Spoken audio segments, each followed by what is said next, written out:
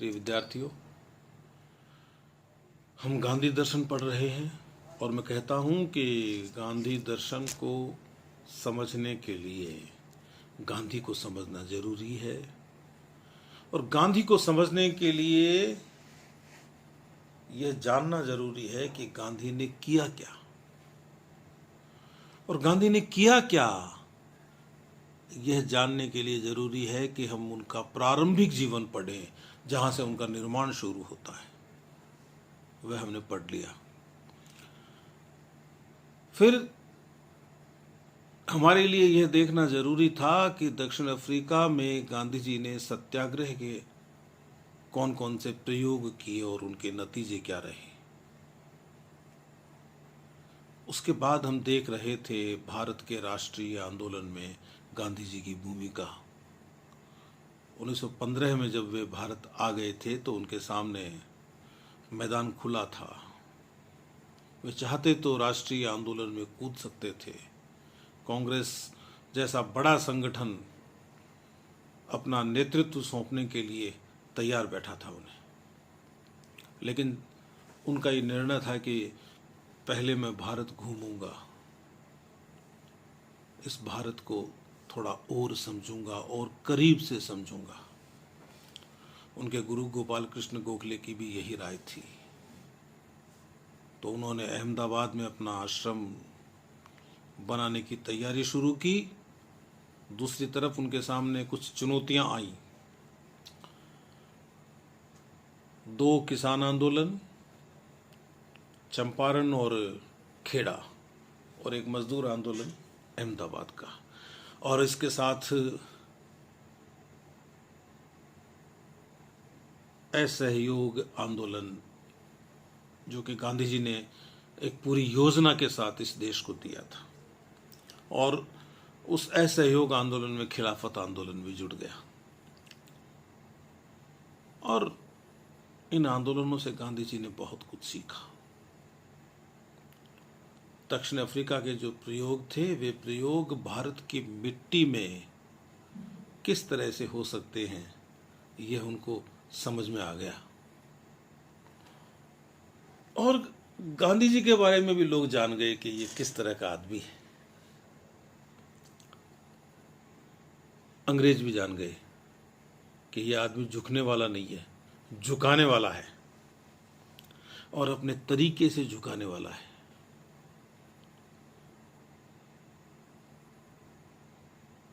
और वास्तव में गांधी जी जो निर्णय ले लेते थे, उस निर्णय पर अडिग रहते थे। जब उन्होंने ये निर्णय कर लिया कि चोरी चोरा के बाद में मुझे आंदोलन रोकना है, तो उन्होंने असहयोग रोक दिया। देश के बड़े बड़े नेता उनसे नाराज हुए। ये क्या कर दिया आपने? आंदोलन अपनी गति पकड़ रहा था और अंग्रेज भाग जाते शायद, लेकिन आपने आंदोलन बीच में रोक दिया। तो गांधी जी ने कहा कि रोक दिया। जिस आंदोलन में अहिंसा और सत्य का उल्लंघन होने लग जाए, मैं उस आंदोलन का नेतृत्व नहीं कर सकता, और इस तरह के आंदोलनों से लाभ भी नहीं मिलता है। तो मैं थोड़ी और तैयारी करूंगा, और अवसर आएगा। तो लोगों ने कहना शुरू कर दिया गांधी जी को कि भाई समय बीता, थोड़ा कुछ घटनाएं घटी, तो कहा गांधी जी आंदोलन छेड़ने का समय आ गया है, आप नेतृत्व संभालिए। तो गांधी जी अध्ययन कर रहे थे देश का, और इसी बीच नमक कानून आया। नमक का प्रश्न खड़ा हो गया। भारत के पानी से भारत वाले ही नमक बनाकर नहीं काम में ले सकते, तो फिर भारत के लोग किस प्रकार के शासन के अधीन रह रहे हैं? तो 1929 में कांग्रेस कार्यकारिणी ने गांधी जी को अधिकार दे दिया था कि आप सविनय अवज्ञा आंदोलन कर सकते हैं, जैसा कि गांधी जी ने कहा भी था। 1930 के फरवरी में साबरमती में कांग्रेस कार्यकारिणी की बैठक हुई और गांधी जी को पूरा अधिकार दे दिया गया कि किस तरह से आंदोलन करना, कहां से शुरू करना, क्या उसकी योजना होगी, सब आप तय करें, हम आपके पीछे रहेंगे। गांधी जी ने एक 11 सूत्री मांग पत्र लॉर्ड इरविन के सामने रखा और इरविन ने उस पर ध्यान नहीं दिया। गांधी जी ने कहना शुरू कर दिया कि भाई पानी से अलग नमक नाम की कोई चीज नहीं है, जिस पर टैक्स लगाकर आप जुल्म कर रहे हैं, अंग्रेजों को कहा, और यह अमानवीय है, अविवेकपूर्ण है। सविनय अवज्ञा की प्रारंभिक बातें मैं कर चुका हूं इससे पहले, इसलिए मैं सिर्फ उतना ही दोहराव कर रहा हूं कि आप आगे की कड़ी से जुड़ जाएं। तो उन्होंने कहा कि मैं नमक कानून तोड़ूंगा, नमक बनाऊंगा, और मैं जानता हूं कि आप मुझे गिरफ्तार कर सकते हैं। गांधी जी ने ये बात कही अंग्रेजों से, लेकिन आप मुझे गिरफ्तार कर लेंगे तो क्या होगा? मेरे पीछे हजारों लाखों लोग इस काम को आगे बढ़ाएंगे और अनुशासित तरीके से लड़ेंगे। हम हिंसा नहीं करेंगे। लोग इकट्ठा होने लग गए साबरमती के आश्रम में, और गांधी जी ने रोज भाषण देना शुरू कर दिया, वहां लोगों को समझाना शुरू कर दिया। का विदेशी कपड़े जलाने हैं हमको, शराब नहीं बिकने देनी है, वकील अपनी प्रैक्टिस बंद कर देंगे। असहयोग में ऐसी चीजें हो चुकी हैं पहले, और लोग अपनी समितियों में मुकदमे निपटाएंगे, अदालतों में नहीं जाएंगे। लेकिन मेरी एक शर्त है कि आंदोलन पूरी तरह से अहिंसक होगा, ईमानदारी से अहिंसा का पालन किया जाएगा। लोगों को समझाया उन्होंने कि सिविल डिसओबीडियंस क्या होता है, या सिविल नाफरमानी किसको कहते हैं। उन्होंने कहा कि भाई इस देश में 7 लाख गांव हैं, एक गांव से 10 आदमी हो जाएं, कितने आदमी होंगे? और इतने आदमियों को क्या कोई बंदूक, क्या कोई तोप झुका सकती है? इतने सारे लोगों को कोई सत्ता मार सकती है? नहीं। आप लोग यहां आकर साबरमती में बैठ गए, आपको ये पता होता कि वहां गोलियां चलेंगी, तोपें चलेंगी, तो आप आते क्या? ये अहिंसा की ताकत आपको यहां तक खींच लाई। ये बातें हुई। फिर गांधी जी ने कहा कि भाई हिंसक आंदोलनों को कोई भी राज सत्ता बर्दाश्त नहीं करती है, इसलिए आंदोलन खत्म हो जाते हैं, हमें ये नहीं करना।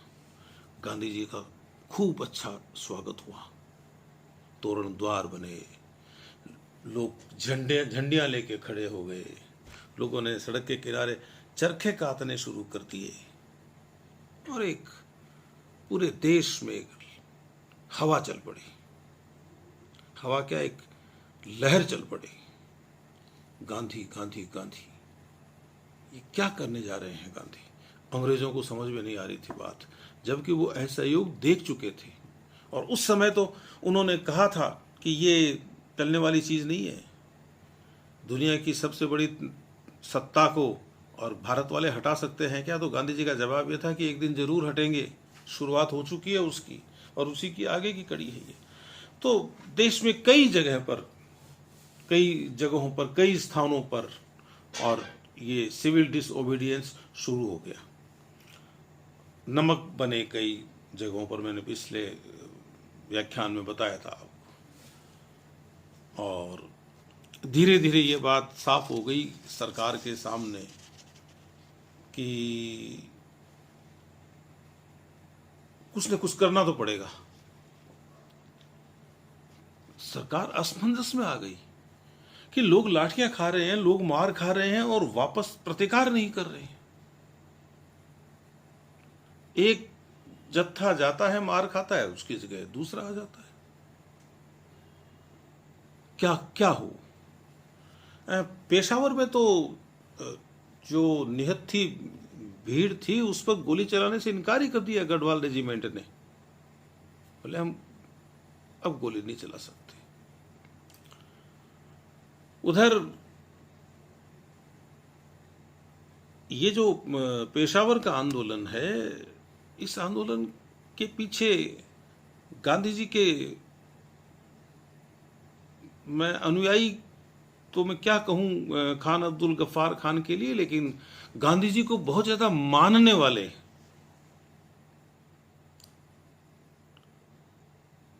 वे खान साहब संभाल रहे थे नेतृत्व, और गांधी जी का बहुत ज्यादा विश्वास था उन पर। इसीलिए तो उनका नाम फ्रंटियर गांधी रखा गया, बाद में सीमांत गांधी कहा गया उनको। तो बड़ी सरकार के सामने बड़ी मुसीबत हो गई। बोले यदि हमने कुछ नहीं किया, हो सकता है आंदोलन तो अपनी गति से धीरे धीरे कम पड़ेगा ही और गांधी जी भी एक दिन इसको वापस ले लेंगे, लेकिन यदि हमने कुछ नहीं किया तो कांग्रेस ये कहेगी कि हम जीत गए, और यदि हमने कुछ किया तो ये कहा जाएगा कि हमें कुचला जा रहा है, दमन किया जा रहा है, नमक जैसी चीज पे कर लगाया जा रहा है, पूरी दुनिया में हमारी बदनामी होगी। खैर वे अंग्रेज थे, बहुत बदमाश थे, तो उन्होंने दमन का रास्ता ही अख्तियार किया और गांधी जी ने कहा कि आपको जो करना है वो कीजिए, ये आंदोलन तो ऐसे ही चलेगा। अच्छा है कि आप ये जो दिखावा करते हैं प्रजावत्सल होने का, इसकी भी पोल खुलेगी। आप शुभचिंतक नहीं है हमारे, तो अंग्रेजों ने फौज का सहारा लिया। और बहुत तरीके होते हैं सत्ता के पास आंदोलन को दबाने के, सारे तरीके इस्तेमाल किए। तो गांधी जी ने कहा कि मैं अब जो धरासना नमक डिपो है, नमक निर्माणशाला है, उस पर अपने साथियों के साथ धावा बोलूंगा, अहिंसक धावा। उसके पहले गांधी जी की गिरफ्तारी के आदेश हो गए थे, तो गांधी जी की गिरफ्तारी हो गई। लोगों ने जबरदस्त विरोध किया और मुंबई में तो हिंसा हो गई, बहुत सारे लोग मरे मुंबई में। और आप ये देख लीजिए कि लोगों ने भी शराब की दुकानें जला दी, मजदूरों ने हड़तालें कर दी, रेलवे यूनियन साथ हो गई, और ये समझ लीजिए कि कई सरकारी संस्थानों पर लोगों ने कब्जा भी कर लिया। दिल्ली को और कलकत्ता में भी गोलियां चली और गांधी जी भी थोड़ी सी दुविधा में आ गए कि मैंने शर्त ये रखी थी कि आंदोलन अहिंसक होगा, लेकिन मेरे कार्यकर्ता अभी उतने प्रशिक्षित हुए नहीं हैं। खैर आंदोलन चला अपने हिसाब से। कांग्रेस की प्रथम महिला अध्यक्ष थी सरोजिनी नायडू, वे और गांधी जी के पुत्र मणिलाल 2000 कार्यकर्ताओं को लेकर धरासना डिपो की ओर निकल पड़े। गांधी जी तो गिरफ्तार हो गए थे और वहां वहां जो हुआ वो इतिहास में अमर हो गया। पुलिस लाठियां चला रही है, लोगों के सिर फोड़ रही है, लोग घायल हो रहे हैं, वो जमीन पे गिर रहे हैं, खून पड़ रहा है। स्वयंसेवकों का एक दल आता है जिसमें स्त्रियां भी हैं और पुरुष भी हैं, उनको उठा के ले जाता है, उपचार शुरू करता है और दूसरा जत्था आके प्रतिरोध करने के लिए खड़ा हो जाता है कि अब हम पर लाठियां चलाइए। हालत बड़ी खराब हो गई, यानी 46 डिग्री फ़ारेनहाइट तो टेम्परेचर था उस दिन। करीब 320 आदमी घायल हो गए थे और ये टेम्परेचर तो छाया में था, धूप में तो और भी ज्यादा होगा। तो एक अमेरिकी पत्रकार हुआ है मिलर, उसकी एक टिप्पणी बहुत मायने रखती है। वो टिप्पणी बता देती है कि इस आंदोलन का मर्म क्या था। उसने ये लिखा कि ये जो लोग मार खा रहे हैं ना, ये कायर नहीं है, ये बहादुर है, ये इनकी बहादुरी है और इस बहादुरी के सामने अंग्रेज कमजोर पड़ते दिखाई देते हैं। मैं कोट कर रहा हूं, उद्धृत कर रहा हूं जो मिलर ने लिखा, दो पंक्तियां कि वो लिखते हैं कि 21 देशों में समाचार भेजने के अपने कार्यकाल के 18 वर्षों के दौरान मैंने असंख्य नागरिक विद्रोह देखे हैं, दंगे, गली कूचों में मारकाट और विद्रोह देखे हैं, लेकिन धरासना जैसा भयानक दृश्य मैंने अपने जीवन में कभी नहीं देखा है। बंबई के पास जो नमक के कारखाने थे वडाला में, उन पर धावा बोला गया और कर्नाटक में 10,000 लोगों ने सैनिकट्टा नमक कारखाने पर धावा बोल दिया। मद्रास में लाठियां चली, पुलिस से टकराव हुआ, 3 आदमी मर भी गए। आंध्र प्रदेश में महिलाओं के जत्थे मीलों तक चले। तो इस तरह से पूरे देश में, बंगाल में भी घटनाएं घटी। तो ये जो नमक सत्याग्रह है, इसका नाम नमक सत्याग्रह भी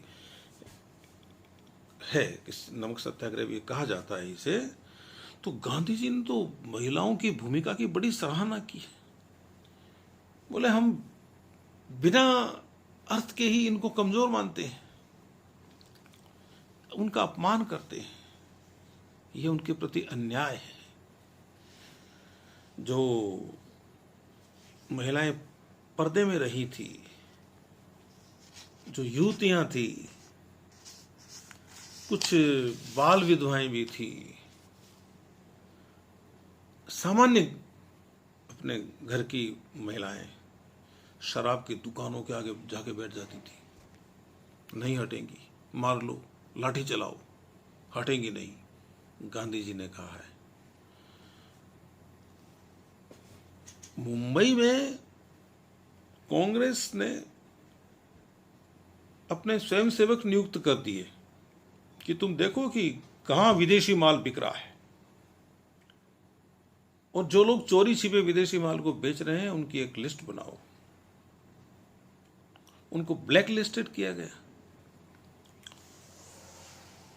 और वैसे भी शराब का विरोध तो अपने देश में बहुत अच्छा माना जाता है।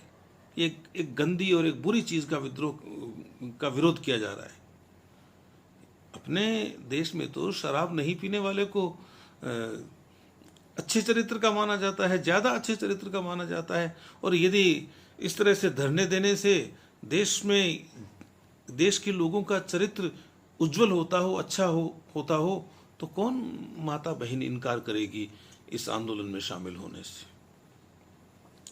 अब क्या है कि जहां नमक नहीं बन रहा है वहां क्या होगा, वहां लोगों ने कहा कि हम टैक्स नहीं देंगे। पूर्वी भारत में कहा कि टैक्स नहीं देंगे। एक वर्ग होता था कर्मचारियों का, चौकीदार, वो ये समझ लीजिए कि पुलिस के संपर्क में रहते थे, वो आधे पुलिस हुआ करते थे बस। तो उनके नाम से टैक्स लिया जाता था। तो लोगों ने कहा हम चौकीदार का टैक्स नहीं देंगे, हमें जरूरत नहीं है, ये अंग्रेजों के पिट्ठू है। तो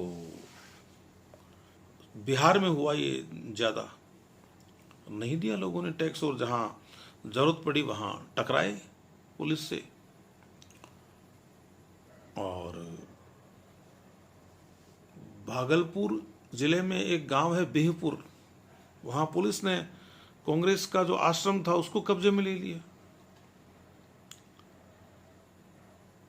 पटना में डॉक्टर राजेंद्र प्रसाद ने रैली की और प्रभाव ये रहा, समग्र प्रभाव इन घटनाओं का, कि गांव में पुलिस के घुसने की हिम्मत नहीं होती थी कि सत्याग्रही मिलेंगे, और सत्याग्रही मिलेंगे सो मिलेंगे, लेकिन जिनको सत्याग्रह की टेक्निक समझ में आई हुई नहीं है वे लोग झगड़ा करेंगे, हमला करेंगे। तो दो मोर्चों पे कैसे लड़ा जाए।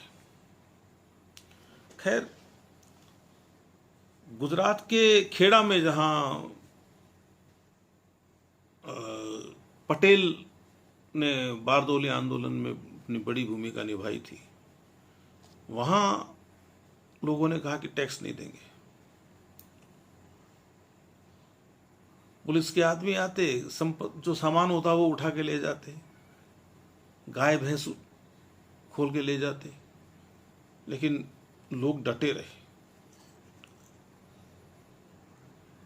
पुलिस लोगों के घरों में घुस जाती, चीजों को, और नहीं तो चीजें ही तोड़ फोड़ देती। यहां तक कि सरदार वल्लभ भाई पटेल की माताजी 80 वर्ष की थी, वे, उनको भी नहीं छोड़ा अंग्रेजों ने। करम साड़ के अपने गांव में अपना भोजन पका रही थी, बर्तनों को उठाकर फेंक दिया, उसमें घर का जो सामान था थोड़ा बहुत, उसमें कंकर पत्थर भर दिए, मिट्टी का तेल डाल दिया उसमें। पटेल थे नहीं वहां, लेकिन लोग फिर भी डटे रहे। महाराष्ट्र में, कर्नाटक में, जो मध्य भारत है, उसमें एक जन आंदोलन बन गया। जो जंगलों में रहने वाले लोग हैं, उन्होंने जंगलों के कानून तोड़ने शुरू कर दिए। बोले हम नहीं मानेंगे, हमारी रोजी रोटी है। असम में एक कनिंघम सर्कुलर आया था कि छात्रों और उनके अभिभावकों को एक सर्टिफिकेट देना पड़ेगा कि छात्रों का व्यवहार अच्छा रहेगा। इसका विरोध हुआ।